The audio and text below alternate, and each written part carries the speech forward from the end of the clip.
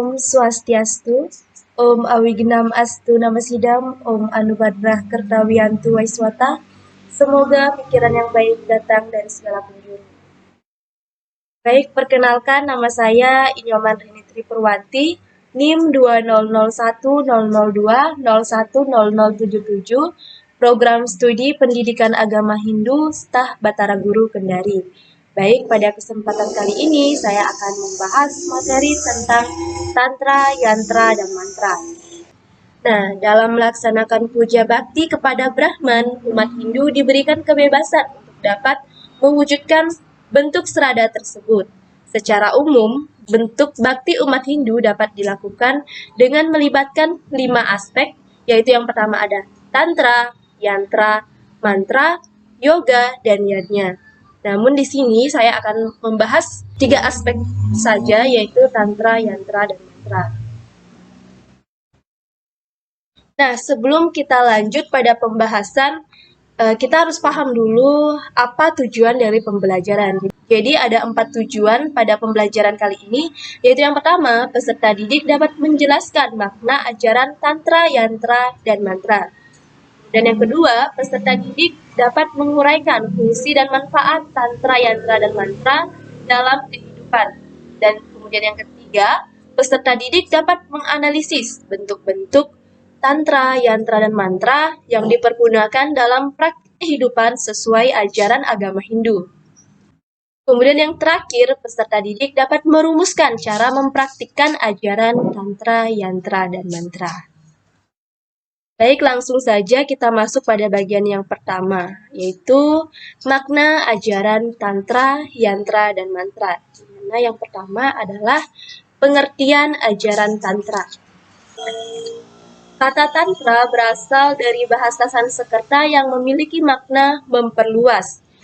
Tantra merupakan salah satu dari sekian banyak konsep pemujaan kepada ide Sang Yang Widiwasa atau Tuhan Yang Maha Esa, di mana manusia kagum pada sifat-sifat kemahakuasaannya sehingga memiliki keinginan untuk mendapatkan kesaktian. Dalam Kamus Besar Bahasa Indonesia menjelaskan Tantra atau Tantraisme adalah ajaran dalam agama Hindu yang mengandung unsur mistik dan magis. Kemudian, Tantra juga merupakan bagian dari Saktisme, yaitu pemujaan kepada Ibu Semesta. Dalam proses pemujaannya, para pemuja atau disebut Sakta tersebut menggunakan mantra, yantra, tantra, yoga, dan puja mantra melibatkan kekuatan alam semesta dan membangkitkan kekuatan Kundalini. Disebut Saktisme karena yang dijadikan objek persembahannya adalah Sakti. Sakti dilukiskan sebagai Dewi, sumber kekuatan atau tenaga. Sakti is the symbol of bala of strength. Sakti adalah simbol dari bala atau kekuatan. Pada sisi lain, Sakti juga disamakan dengan energi atau kala, atau disi Sakti or energy is also regarded as kala or time. Kemudian Tantra juga merupakan ajaran filosofis yang pada umumnya mengajarkan pemujaan kepada Sakti sebagai objek utama pemujaan dan memandang alam semesta sebagai permainan atau kegiatan rohani dari Sakti dan Siwa. Tantra adalah cabang dari agama Hindu. Ajaran Tantra mengacu pada kitab-kitab yang pada umumnya berhubungan dengan pemujaan kepada Sakti atau Ibu Semesta, diantaranya Dewi Durga, Dewi Kali, Parwati, Laksmi, dan sebagainya sebagai aspek Tuhan yang tertinggi dan sangat erat kaitannya dengan praktek spiritual dan bentuk-bentuk ritual pemujaan yang bertujuan membebaskan seorang dari kebodohan dan mencapai pembebasan. Praktisi atau seseorang yang menganut ajaran Tantra memanfaatkan prana atau energi semesta yang mengalir di seluruh alam semesta untuk mencapai tujuan yang diharapkan. Tujuan itu bisa berupa tujuan material, bisa pula tujuan spiritual atau gabungan dari keduanya. Para penganut Tantra meyakini bahwa pengalaman mistis adalah merupakan suatu keharusan yang menjamin keberhasilan seseorang dalam menekuni Tantra. Beberapa jenis tantra membutuhkan kehadiran seorang guru yang mahir untuk membimbing kemajuan siwa tantra. Nah, dalam tantraisme, istadewata yang dipuja adalah siwa dan sakti. Kombinasi dari siwa dan saktinya yaitu Parwati. Tantra adalah satu sistem dari praktek-praktek yang dipergunakan untuk meningkatkan kemampuan spiritual. Selanjutnya, nah di sini dalam ajaran Tantra ada dijelaskan tentang Kundalini. Ajaran terbaik dari Tantra adalah pengetahuan mengenai energi Kundalini yang luas yang belum dimanfaatkan di dalam tubuh manusia. Tantra juga melakukan penelitian mengenai ilmu kimia, astrologi, astronomi, plamistri, atau ilmu meramal melalui rajahan tangan, kemudian kosmologi atau ilmu tentang alam semesta, kemudian awal perkembangan dan akhirnya bahkan teori atom. Mantra-mantra Hindu yang ada sampai saat ini dihubungkan dengan mantra yang juga merupakan ajaran yang sama pentingnya dari Tantra untuk kemanusiaan. Nah, kemudian dalam tubuh manusia ini terdiri dari 3 saluran, di mana saluran yang di tengah ini disebut dengan susumna nadi, kemudian yang sebelah kiri ini adalah pinggala nadi, dan yang sebelah kanan ini disebut dengan ida nadi. Nah, di sepanjang susumna nadi ini ada 7 pusat-pusat batin atau six centers, mulai dari Muladhara Cakra. Elemen ini tidak dapat dilihat dengan mata telanjang, namun mesti dipercaya berbentuk seperti bunga teratai dengan warna-warna yang berbeda dan masing-masing mengendalikan kegiatan dari organ indera yang berbeda. Jadi dalam tubuh manusia ini terdiri dari 7 cakra, di mana cakra dasar ini disebut dengan Muladhara Cakra. Jadi warna dari simbol Muladhara Cakra ini berwarna merah. Muladhara Cakra berada pada dasar tulang belakang manusia dan memiliki 4 daun bunga yang mengendalikan bau. Kemudian selanjutnya ada Swadhisthana Cakra. Swadhisthana Cakra ini simbolnya berwarna orange. Berada pada dasar kelamin, memiliki 6 daun bunga dan mengendalikan rasa. Kemudian yang ketiga ada Manipura Cakra ini simbolnya berwarna kuning, berposisi di seberang pusar, mempunyai 10 daun bunga dan mengendalikan pandangan. Kemudian ada Anahata Cakra. Anahata Cakra ini simbolnya berwarna hijau, posisinya sejajar dengan hati, mempunyai 12 daun bunga dan mengendalikan sentuhan. Selanjutnya ada Wisudi Cakra, ini simbolnya berwarna biru muda, di mana Wisudi Cakra ini berada pada jakun atau kerongkongan, memiliki 16 daun bunga dan mengendalikan pendengaran. Kemudian ada Ajna Cakra, ini simbolnya berwarna biru tua. Ajna Cakra kedudukan di atas alis atau di antara kedua alis ini, kedua alis manusia, memiliki 2 daun bunga dan mengendalikan pikiran. Kemudian yang terakhir ada Sahasrara Cakra, di mana ini merupakan cakra utama dari manusia, terletak di titik paling atas dari kepala atau di ubun-ubun dan mempunyai 1000 daun bunga. Nah, seorang yogi yang mendalami ajaran Kundalini dengan memiliki posisi cakra seperti di atas dapat dinyatakan telah memperoleh kesadaran kosmis. Menurut kitab-kitab Tantra, ada kekuatan hebat yang sangat rahasia di dalam tubuh manusia yang disebut dengan kekuatan Kundalini atau kekuatan ular. Nah, untuk bentuk atau bagaimana penggambaran dari kekuatan Kundalini ini, saya sudah memasukkan salah satu link akan memperlihatkan bentuk dari Kundalini. Nah, jadi ini merupakan beberapa gambar yang dapat menjelaskan bagaimana bentuk dari Kundalini itu.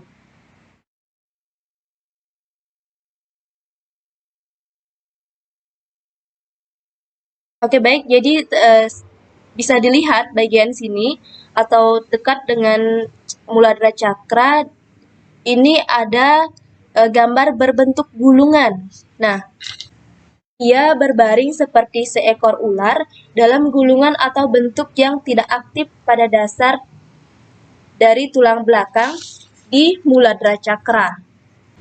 Menurut Tantra, karena kekuatan yang hebat ini tidur atau dormant selama kehidupan seseorang, maka kebanyakan orang tidak menyadari keberadaannya.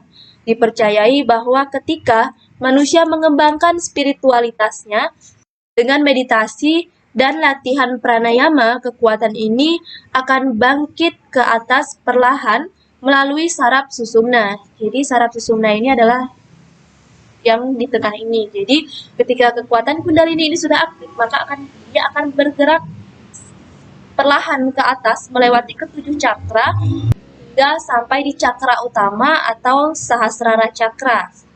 Kekuatan kundalini ini dikenal sebagai kebangkitan dari kundalini. Kekuatan ini bergerak ke atas secara perlahan-lahan dan menetap dalam satu garis lurus. Ketika melewati setiap pusat batin atau seat center atau cakra, orang itu akan memiliki kendali penuh atas organ-organ indrianya. Misalnya, bila ia mencapai Manipura Cakra, di seberang pusar, orang itu akan mempunyai kendali penuh atas pandangan. Tidak ada semedi atau persatuan dengan Tuhan yang dapat dilakukan tanpa kebangkitan kekuatan kundalini. Dikatakan bahwa dalam kekuatan kundalini melewati keenam cakra dan akhirnya bersatu dengan Sahasrara di atas atau tiara crown dari kepala. Ketika ini terjadi, orang tersebut telah mencapai kesadaran kosmis untuk tertinggi dari pengejawantahan Tuhan. Demikian makna Tantra disebut-sebut sebagai bagian dari ajaran agama Hindu yang bersifat magis dan dapat dipahami oleh pengikutnya serta dilaksanakan dengan memanfaatkan yantra dan mantra.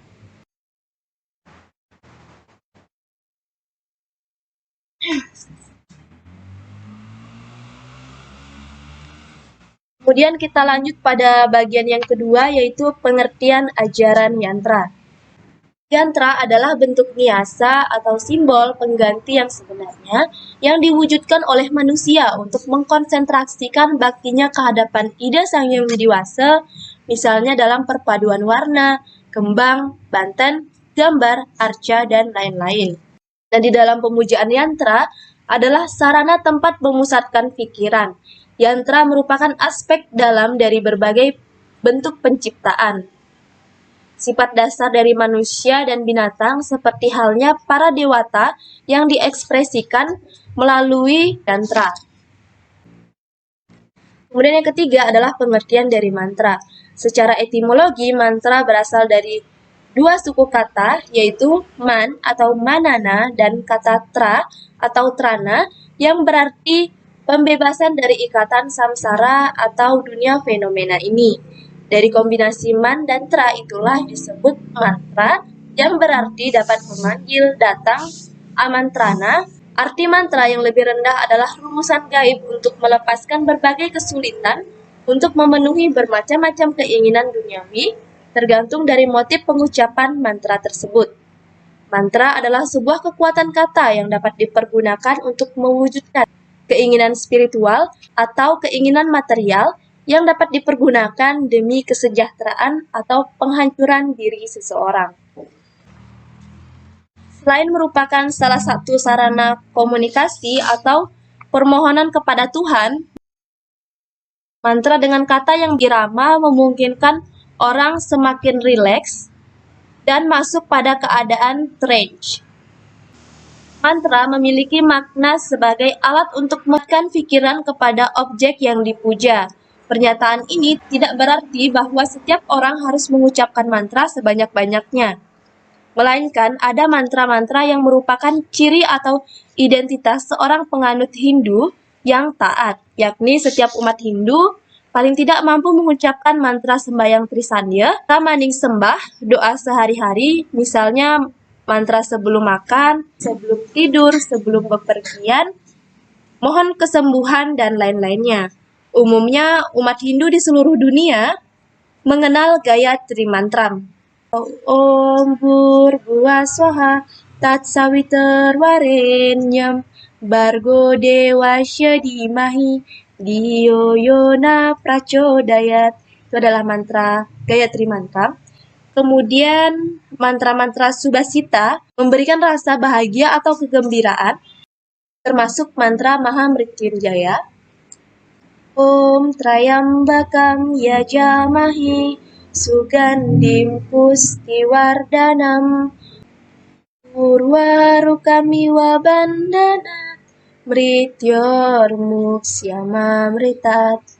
Doa kesembuhan, samita atau memohon ketenangan dan kedamaian, serta lain-lain. Mantra sebagai sebuah pola gabungan kata-kata bahasa Weda yang diidentikan dengan dewa atau dewi tertentu.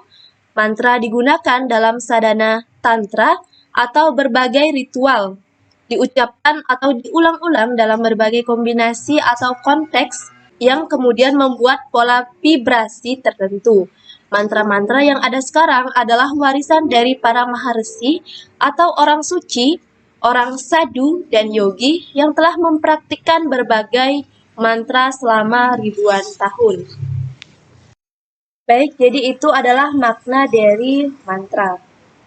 Selanjutnya, fungsi dan manfaat tantra, yantra, dan mantra dalam kehidupan dan penerapan ajaran agama Hindu. Oke, baik. Jadi masuk pada bagian pertama, fungsi dan manfaat tantra dalam kehidupan dan penerapan ajaran agama Hindu. Nah, fungsi dan manfaat tantra itu yang pertama adalah menyeimbangkan keaktifan semua cakra. Kemudian yang kedua, memurnikan prana atau energi yang masuk ke dalam tubuh manusia. Kemudian membantu bangkitnya kemampuan clairvoyancy, yaitu kemampuan dalam melihat dan merasakan energi yang halus seperti melihat aura, pancaran energi, melihat cakra. Selanjutnya, bangkitnya kemampuan clairaudience, yaitu kemampuan dalam mendengar dan memahami suara gaib, mendengarkan pesan dari alam atau dimensi lain. Kemudian membantu bangkitnya kemampuan psikometri, yaitu dapat mengetahui sejarah atau benda hanya dengan sentuhan saja. Kemudian membantu bangkitnya kemampuan clairsentience, yaitu kemampuan merasakan suatu pikiran, emosi, aroma, dan sensasi fisik atau emosi dan sakit yang diderita orang lain. Kemudian membantu bangkitnya kemampuan psikosinesis, yaitu kemampuan mempengaruhi sikap pikiran dan jiwa seseorang ke arah yang lebih baik, menenangkan orang lain yang kalap, bingung emosi, dan dapat menyadarkan atau menetralisir orang yang kesurupan. Kemudian yang terakhir, merasakan peningkatan pengalaman spiritual dalam kehidupan yang dijalani sekarang maupun pada tingkat dimensi yang lebih subtle dan tinggi. Kemudian fungsi dan manfaat yantra dalam penerapan ajaran Hindu. Nah, jadi yang pertama, fungsi dan manfaat yantra adalah simbol sesuatu yang dihormati atau dipuja. Kemudian yang kedua, sarana atau media mewujudkan tujuan hidup dan tujuan agama yang diyakini. Yang ketiga, media untuk memusatkan pikiran. Kemudian yang ketiga adalah fungsi dan manfaat mantra dalam kehidupan dan penerapan ajaran agama Hindu. Nah, fungsi dan manfaatnya ada 5. Yang pertama adalah memuja Tuhan Yang Maha Esa atau Ida Sang Yang Widiwasa, kemudian memohon kesucian, memohon keselamatan, memohon pencerahan dan kebijakan, dan yang terakhir, melestarikan ajaran Dharma. Kemudian kita lanjut pada bentuk-bentuk tantra, yantra, dan mantra yang dipergunakan dalam praktik kehidupan sesuai ajaran agama Hindu. Jadi bentuk yang pertama adalah bentuk-bentuk tantra yang dipergunakan dalam praktik kehidupan sesuai ajaran agama Hindu.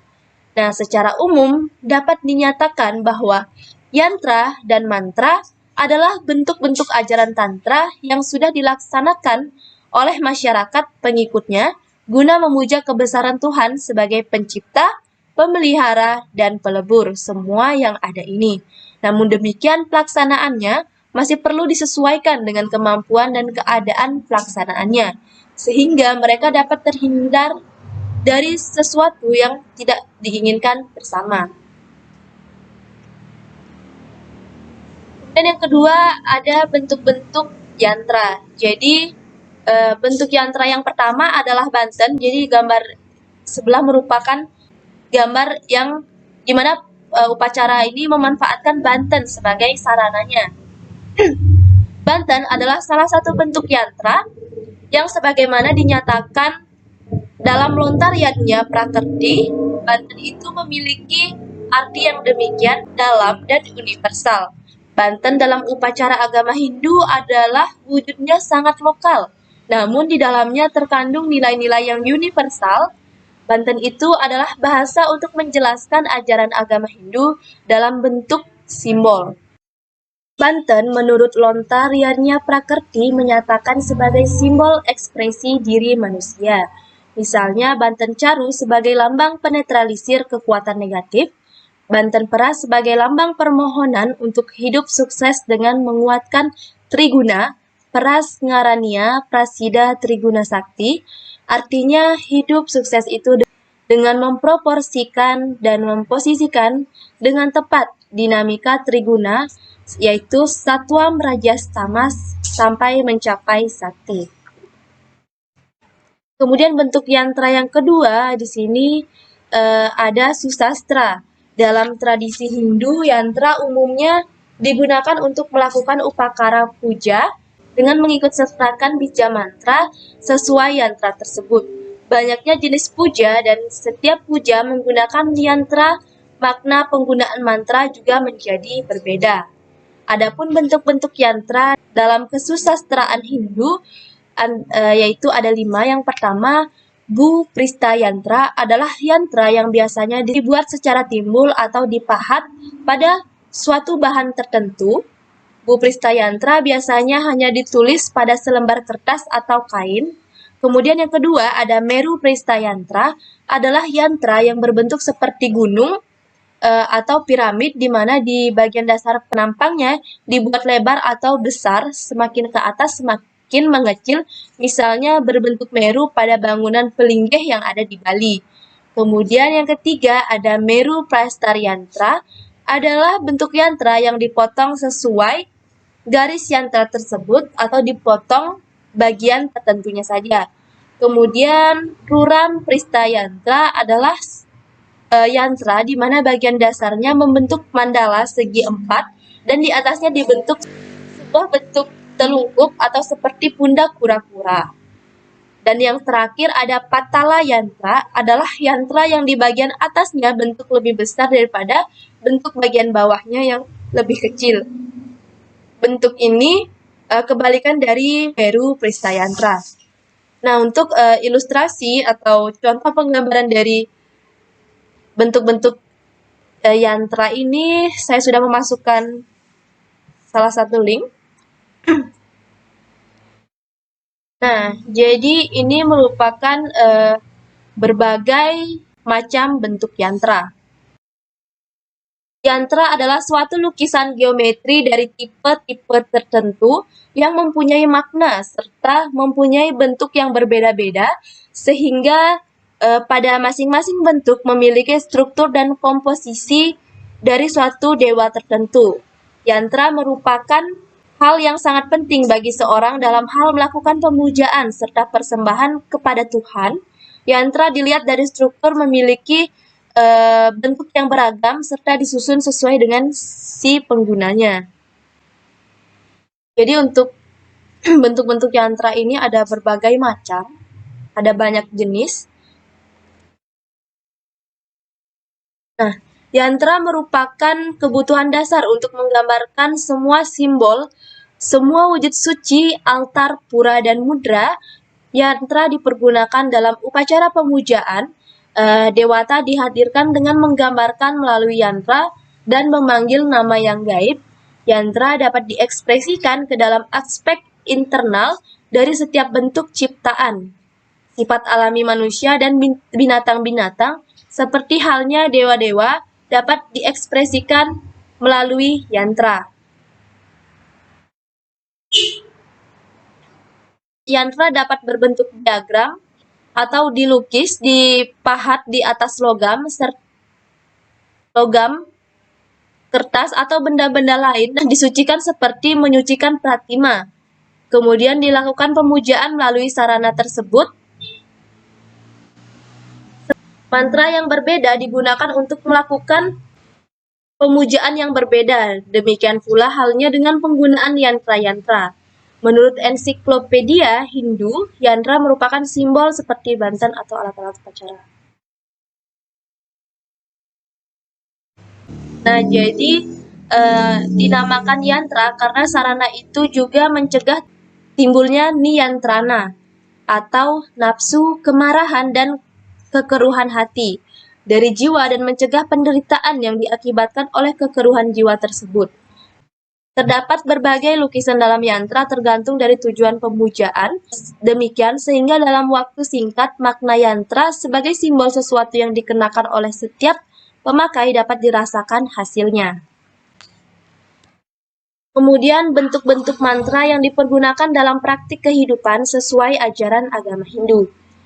Mantra merupakan bahasa ciptaan yang pertama. Mantra digambarkan dalam bentuk yang sangat halus dari sesuatu, bersifat abadi, berbentuk formula yang tidak dapat dihancurkan, yang merupakan asal dari semua bentuk yang tidak abadi.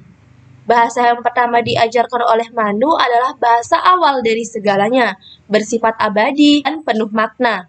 Bahasa Sanskerta diyakini sebagai bahasa yang langsung berasal dari bahasa yang pertama, sedangkan bahasa-bahasa lainnya dianggap perkembangan dari bahasa Sanskerta. Sebagai asal dari bahasa yang benar merupakan ucapan suci yang digunakan dalam pemujaan disebut dengan mantra. Kata mantra berarti bentuk pikiran.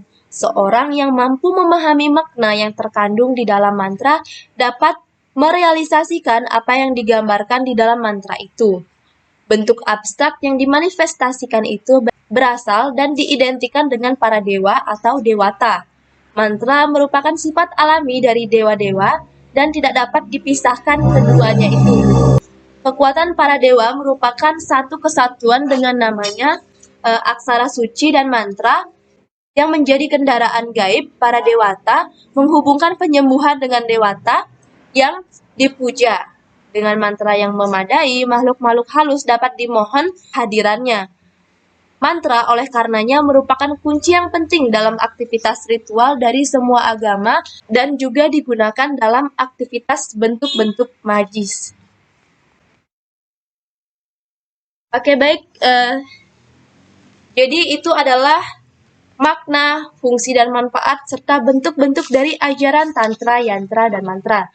Jadi dapat disimpulkan bahwa dari penjelasan sebelumnya, bentuk-bentuk ajaran tantra adalah yantra dan mantra yang telah dilaksanakan oleh masyarakat.